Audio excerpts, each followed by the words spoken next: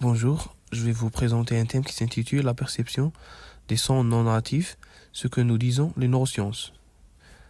Découvrez comment le cerveau traite les sons non natifs. Les neurosciences révèlent les mécanismes essentiels du traitement phonétique. Et c'est une photo d'un cerveau pour bien comprendre. Et maintenant, on va parler des bases neurobiologiques de la perception phonétique. Les zones clés: gyrus temporel supérieur et planio temporel activé.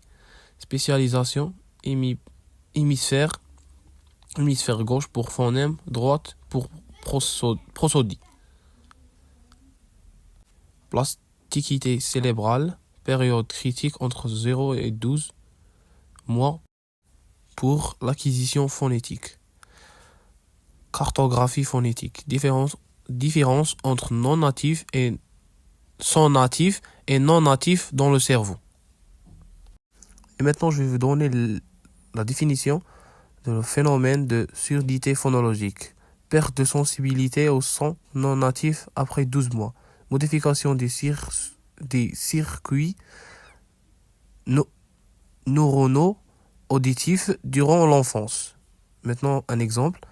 Locuteurs japonais ont du mal à différencier ces phénomènes anglais. Organisation des cartes tonotopiques corticales impactées.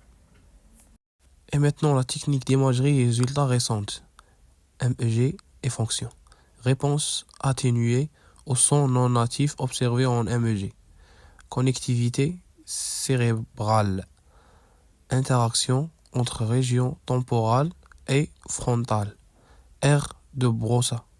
Son activation corrèle avec la discrimination phonétique. Effet de l'entraînement. Variation d'activation cérébrale avant et après l'apprentissage. Et maintenant, l'application pratique en enseignement des langues. Exagération des contrastes. Amplifier les différences phonétiques pour faciliter l'apprentissage. Feedback neuronal. Utilisation de musique en temps réel pour ajuster la perception. Période d'apprentissage. Importance de l'âge et profil neurologique des apprenants. Visualisation acoustique. Technologie pour mieux enseigner l'articulation phonétique. Il y a 4 applications pratiques en enseignement des langues. Maintenant, on va parler dans la perspective, future et conclusion. 1. Protocole personnalisé, adapté grâce à la neuroimagerie avancée. Numéro 2.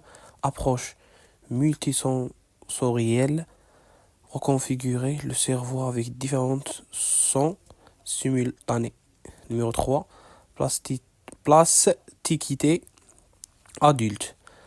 Investigation sur la flexibilité cérébrale à l'âge adulte. Et voilà, maintenant j'ai terminé mon exposé. J'espère que j'ai fait un bon travail. À la prochaine, Inch'Allah.